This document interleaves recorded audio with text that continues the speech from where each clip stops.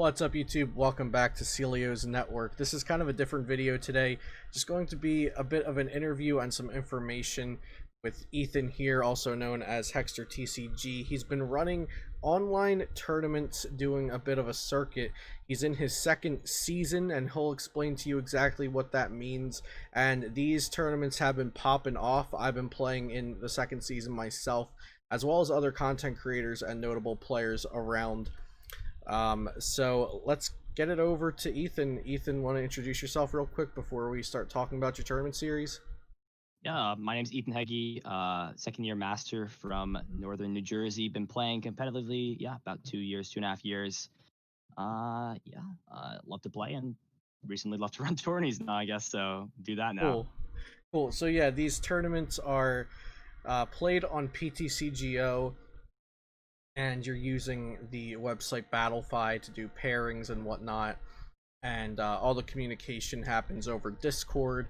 So if anybody watching this wants to play in PTCGO tournaments that are fairly competitive, very cheap to enter, has prizing and also an invitational series with ranking, and you are fine with using PTCGO, Battlefy, and Discord, then listen to what we're about to talk about, because this just might be for you. So, Ethan, tell me when you started these tournaments. So I believe it was June 16th, June 17th. A few of my friends, we wanted to play in some sort of an online tournament. So I had a Discord server before because I do streaming on Twitch. So I was like, why not? Let's run a tournament through here. And I guess some of the players enjoyed it. So we started just kind of running them kind of on a weird schedule. We made it through Discord. We used, I think, Challenge to start off, we had to basically do handmade pairings, essentially. The resistance was really wonky on there. It did not feel accurate at all. So we were basically doing them like handmade on Challenge. And I mean, kind of from there, we just started doing tournaments for X amount of weeks, X amount of days. It's kind of cool. So how far into it did you realize you were going to like do an invitational and stuff? Like, you just started with some friends, like 8 players or something. And then when did you decide you were going to do like an invitational in a series? So I think after like the 4th or 5th tournaments, this was still before we moved to Battlefy. So like halfway between moving to Battlefy and moving to Battlefy, we sort of had this idea. We looked at the Limitless Invitational. We're like, hey, this is cool. Top players, right, qualifying and playing in the series. So we're like, why don't we sort of make a structure up? And we kind of worked at the point structure a little bit and sort of settled on something that seemed balanced and rewarded players for getting higher level of competition and higher levels of placings in these tournaments. And from there, saw our numbers rise a little bit as there was the appeal. Had a nice structure and kind of just formulated itself and brought attention with it. Cool. So you've been doing this for like about 2 months, a little more than 2 months now. After the tournament started, just something fun one night. And recently the numbers of people playing in these tournaments and the actual players playing in these tournaments have been pretty crazy. You actually sent me a graphic over. I'm going to pull that up on the screen right now. So for those of you watching this video, what I have up on the screen now is the past month of Ethan's tournaments, the Hegster Top Deck Tourney Season 2 and the end of Season 1. So Ethan showed this to me before the video, and I was like, we got to put this in here. Last month in July, Hegster tournaments 27, 28, 29 had like 14, 27, 33, 28 players. It was going up, it was going down. And this past week, Ethan has had the Top Deck Tourney 1 of Season 2, which was pre-rotation to get ready for POG 2020. And that had 64 players, which I think everybody thought was pretty good. And then he had 2 this week, and I'll have another one, I think today when you're seeing this video, or on Friday, 8/28, he'll have another one. But he had one Monday, Wednesday, the new schedule, Monday, Wednesday, Friday. On Monday, there were 87 players for the first online tournament of post-rotation standard. And then we broke 100 at 112 on Wednesday on August 26th. So just looking at these numbers, this tournament series has been popping off. And just like the grassroots story of this being like Ethan streaming and some of his friends wanted to play a tournament, so let's go and play a tournament, turning into this like community thing, and Ethan's has like 100 community members watching the finals of these tournaments going down live on stream. It's just been really great, and from my perspective as someone who is not at all involved in the organization of these tournaments, I just watch and play sometimes, um, and cheer on other players. It's kind of been the next best thing to PTCGO having a ranked ladder for me, because as a streamer, it gets very boring to play on PTCGO when I don't really have much of a motivation because my opponents are playing wonky decks, or they're not really trying, or I'm not really trying because there's nothing on the line. And having this tournament that goes into a ranking and then an invitational, and you might get paired up against your favorite content creator or Danny Altavia, who was the #1 ranked player last season, who's been playing in these events. Like, knowing you have a good chance of playing against people like that makes you play really hard and makes it even more exciting. So I just can't give Ethan's tournaments enough credit for what they've been doing. And I wanted to ask Ethan about some behind the scenes questions to give you all a little bit of information about it and kind of see the man behind the tournaments. So, what are some things you could tell us about the general process of running them that might be interesting or maybe not known to the people that are competing or watching or considering playing in the next one? Well, I think I've learned a lot about sort of what TOs have to deal with. Obviously, I'm not even old enough to be a judge. I'm 17 years old, so I have not really a lot of judging experience in the past, but it's definitely taught me a lot, not only about the game, but sort of the things behind the scenes. So when we have to deal with individual issues with players, it sort of has taught me to sort of see a lot more perspective. Usually, sometimes either I'm the one, or in a tournament situation, either there's a penalty on my opponent or I made a misplay or something like that, and I have to see one perspective. But sort of as someone coming from sort of an outside perspective, I have to see a lot of both player sides of the situation, which can definitely be interesting. There's also a lot of stuff like behind the scenes before we start a tournament that's important. So when I constantly I do a lot of stuff, I think, behind the scenes. I do the pack collection, I do the prizing, I do the ranking system, I do a whole spreadsheet for calculating and collecting the packs.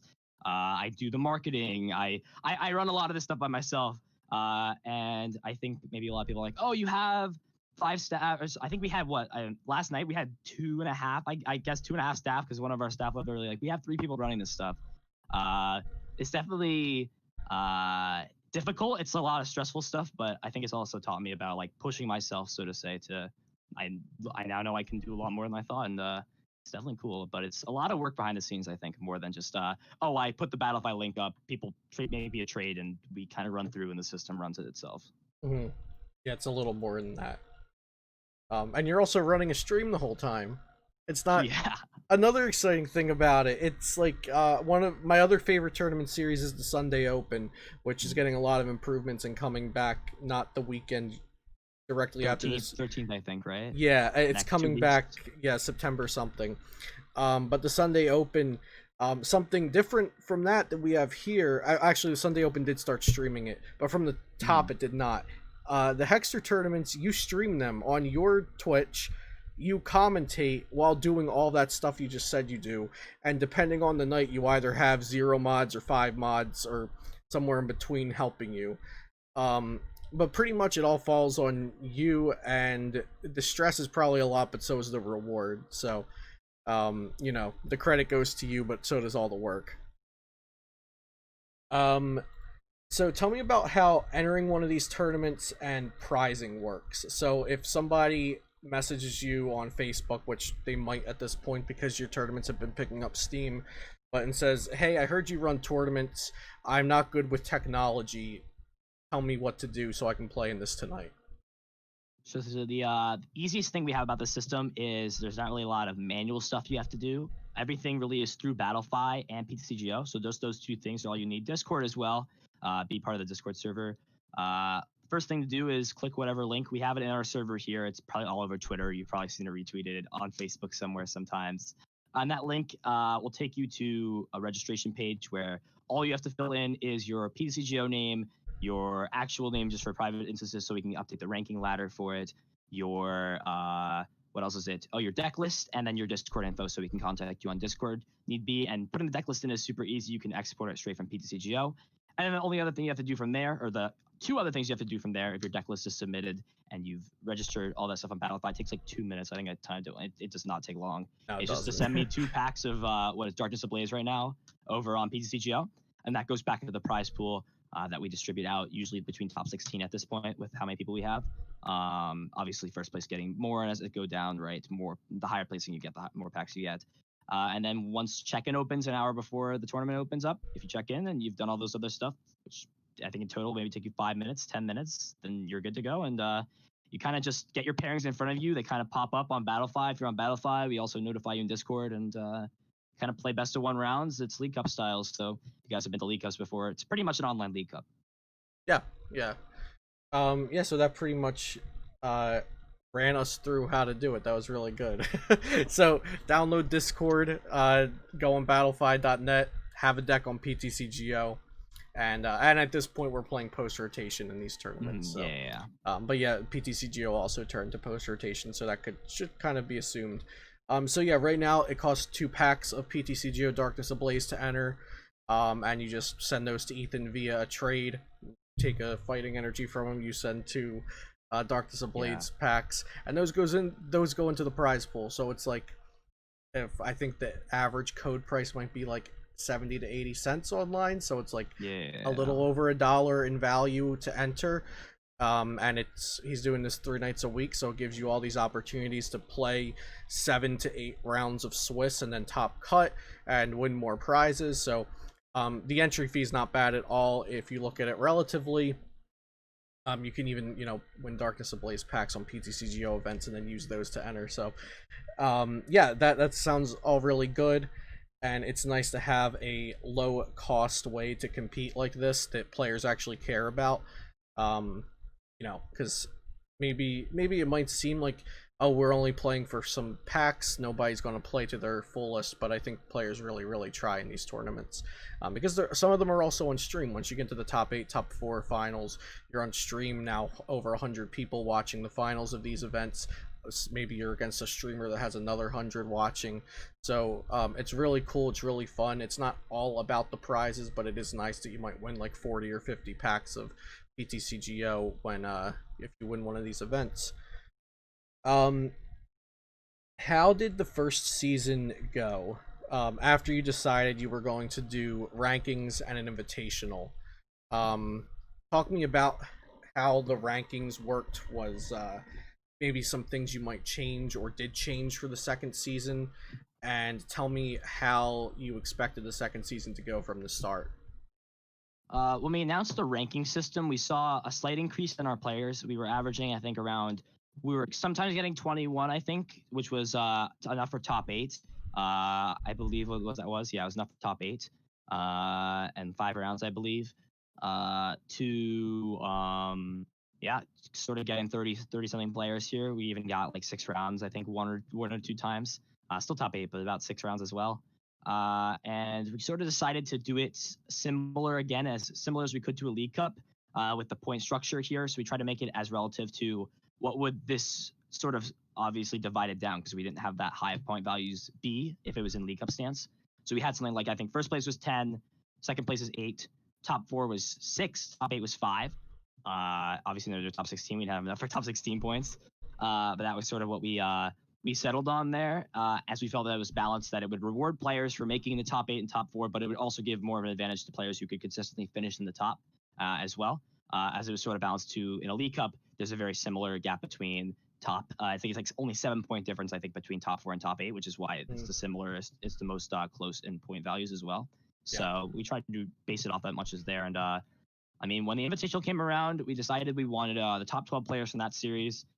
We also wanted to do a last chance qualifier to give players who maybe didn't join the series right at the beginning, because we started keeping points, I think from the first series is what we ended up doing. So we started keeping points from our first series that we did all the way on. So we want to give chances to a lot of our players. We started to pick up a lot of players towards the second half of that year, the second half of the season, who didn't really have as good of a chance. They were still performing well, but maybe the person person A was here for 3 weeks before, 2 weeks more, and had the opportunity to be in more tournaments and place higher. So we wanted to give those people an opportunity. So we had a last chance qualifier where the top 2 players would get into the Invitational as well. And our last 2 spots, we wanted to get to content creators, sort of to get some good players in the game, get some good players playing this, and also to give themselves some content. Because I know, again, as a streamer myself, I hate streaming ladder all the time. When I was doing that, I was like, I'm so sick of being on PTCG ladder. So I thought some content creators would enjoy being able to stream something different. I think their viewers would enjoy something different here, and it would help everyone out around. So we decided to settle on that. So 12, 2, and 2 is our breakdown, and the invitational went great. The last chance qualifier went great. I think we had one of our actual qualifying. We had our finals for the invitational was a player who had gotten top 2 at the last chance qualifier, and one of our like seasoned locals who had been playing for a while. So it was cool to see sort of mix of players in that finals there, and ran really smoothly. I think the entire invitational ran in like 5 hours, I think, for the entire thing. So it was fun. It was good, and I mean, we played the Rebel Clash format a lot, but we enjoyed it a lot. So Yeah. it ran really well. Another thing I forgot to mention that you just brought up. So, let's talk about the time that these tournaments start and about how long someone should expect to sit down to play Pokemon for. So at the moment, I believe check-in is somewhere between 6 and 6:30, and the tournament starting like 6:45ish p.m. Eastern time. Check-in opens an hour before registration closes. So at 5:30, check-in closes, and we expect to usually start around 6:40 to 6:45. I would say more on the side of 6:45. Check-in ends at registration ends at 6:30, so your deck list, your packs, and all that stuff is due. And we take 10 minutes to make sure those who are not checked out on Battlefire drop, those who haven't sent me packs on Battlefire drop, because some people either forget or they sign up and they forget they can't make it, or can't contact me. So we have to make sure you go through that and take that 10, 50 minutes to make sure all that stuff is settled. Okay, cool. And then about how long does the tournament last? I know sometimes you can't really account for every round going to the full, but let's start there. So it's best of 1, and this past week you've been doing 7 rounds, correct? So yeah, rounds are always based off attendance. So I think the hit for rounds are 60 something, I believe. It's like 60. I forget how many people. Oh, it's 65. Yeah, because we had 64 the one time, but we rounded up because we didn't want people to bubble, especially with what the records would have been for there. So yeah, if it's 65 or more, it's 7, and then if it's like 120 something, it's 8. We haven't hit that yet, but we could at this point. I don't. So at the moment, let's close, expect 7 to 8 rounds. 7 to 8. Yeah. And so there are 30-minute or 25-minute rounds. 30-minute rounds. Okay, 30-minute best of 1. So account, let's say 7 times 30, that would be 3.5 hours. And then add in like an extra 30 minutes for technical difficulties, players not reporting, problems like that. So like 4 hours for Swiss, maybe. We got through Swiss last night in about 3 hours, actually. I think we actually were so efficient that we were an entire round ahead on schedule, I'm pretty sure. I think we finished at like 30 or something like that, maybe. I remember watching the stream, and you were shocked when your co-commentator told you what time it was. Like what round it was. I was like, wait, is this round 4? He's like, no, it's round 5. I'm like, round 5? What? Yeah. Round 5? And then top 8, top 4, top 2. How does that work? So it's similar to League Cups as well. Best of 350 minutes, a cut that you would see in pretty much any event, except for challenges. Challenges don't have a cut, but any other event that has some sort of a cut, we do top 8 cut. We could go to 16 cut if we continue to get increasing numbers, but again, it just kind of depends on what we have here. So cool. So yeah, expect 3 on the low side, 4 hours on the high side if you're playing all 7 rounds of Swiss, and then maybe a little bit longer depending on how long you stay into the top cut bracket. And even if you drop out of the tournament or you don't make cut, there's still always a stream to watch on Hegster's Twitch, and other streamers like myself. I believe Tablemon played in Monday nights. So there's other streamers as well if you want to watch multiple perspectives of it. And yeah, how do you expect this season to go, or how did you expect it to go, and how's it going now, and where do you think it's going? Any thoughts on this? Yeah. I mean, when we started, I thought we'd maybe get similar numbers to what we got last year. I mean, the Invitational went really well, and there seemed to be a lot of interest in the Invitational, but it was kind of, I don't know, it was kind of like a back and forth where we were like, we really don't know how the season is going to go necessarily. So, I mean, we had our first tournament, and it was a little bit of a shock to me that we hit like 64 players. We Yeah. saw a lot of new faces there that must have gotten some interest in the Invitational. And so far, we've been growing, I think, by like plus 20 pretty much every single tournament. It's like I think it was like plus 23 the first one, and the last one was like plus 40 almost. It was like Yeah. almost double that. So like we've seen a lot of growth in it. So far, it's really good. We have a lot of top players playing in the events, which is exactly what I love to see. We want a competitive aspect, right? For me and other competitive players here, we want to play in some tournaments that are competitive here rather than play ladder that isn't even ranked all day. And it seems to be a good way to play it so far. So, I mean, the series will go on. We don't really have an exact date for the Invitational. We're still working that out. But it'll probably go on for probably about a month from now is when we probably see the cutoff for points, and follow up by, I know 100% we're doing an LCQ and an Invitational again. Yeah.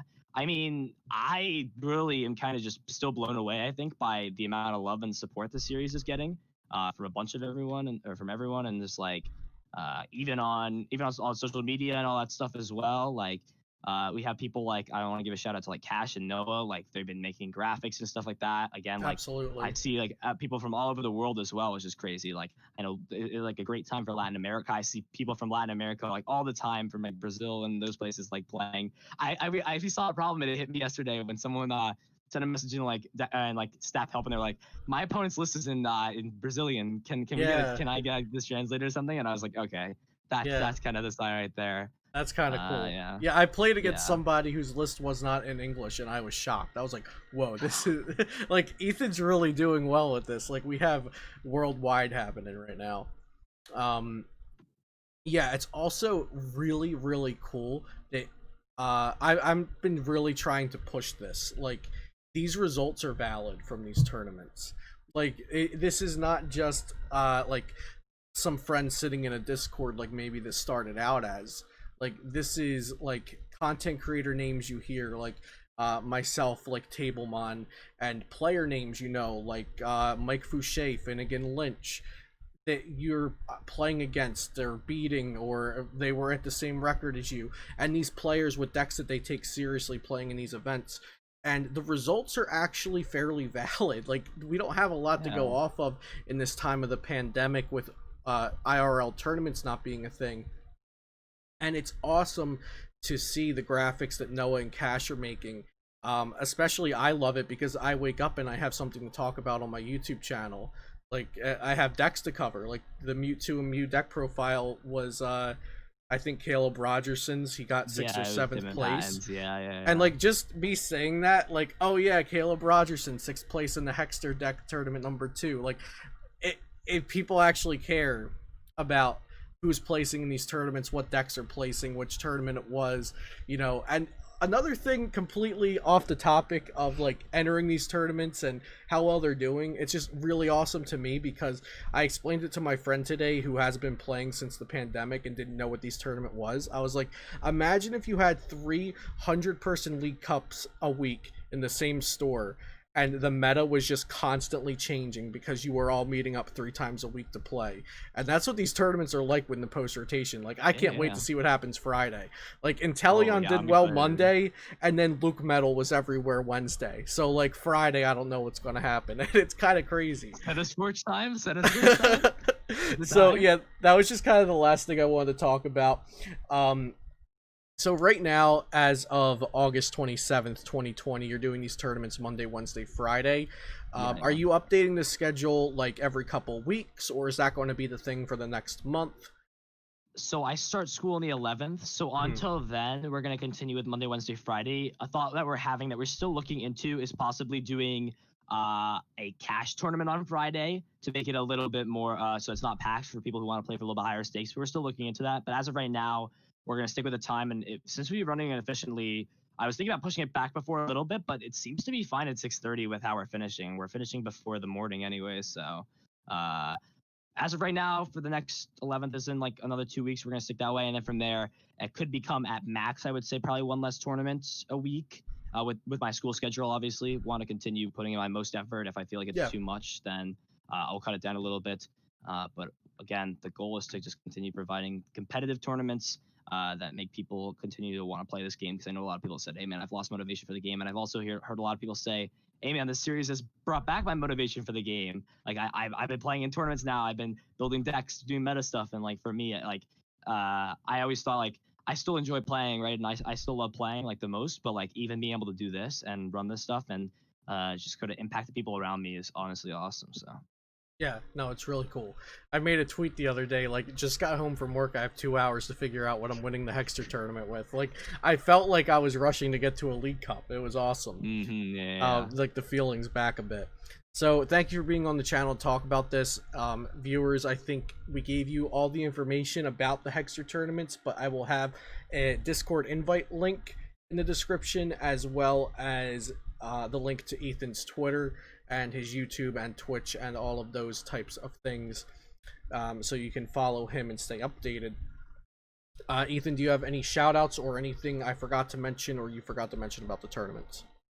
Yeah, go follow me on Twitch. If you're not already following me on Twitch, go follow the socials, all that stuff. Stay up to date, Discord server, all that stuff. If you have any questions, PM me on any socials. I'm a pretty chill guy. Just reach out to me and I'll respond to you most likely. And yeah, shout out to all the staff that have helped out with this tournament here. Nathan, Eric Arts, Noah, Gabe's, all the Gabe's, Coop, all those people, right? You guys know who you are. And just all my players, they also know who they are. From the beginning, from from the middle, from recent times. You guys make this series what it is. So if you guys are watching this, thanks. Appreciate it, guys. Awesome. So that's everything on the HegsterTCG Top Deck Tournament Series. We are currently in season number 2 when recording this video. I hope you all get a chance to compete if able. If you're not able to because of the time zones, you're not in America, something like that, there are other tournaments around, like the Sunday Open that Neil Pye runs on Sundays. There's also various Poke X tournaments. I've talked about those on the channel, tweeted out some things about them on Twitter. If you need any links to anything like that or to any of Ethan's stuff that I miss in the description, just comment down below as always, and I will try to get you what you need. Subscribe to the channel if you're not already and you're interested in more Pokemon TCG content. Leave a like so more people get to find out about these tournaments, and I'll see you next time here on Celio's Network.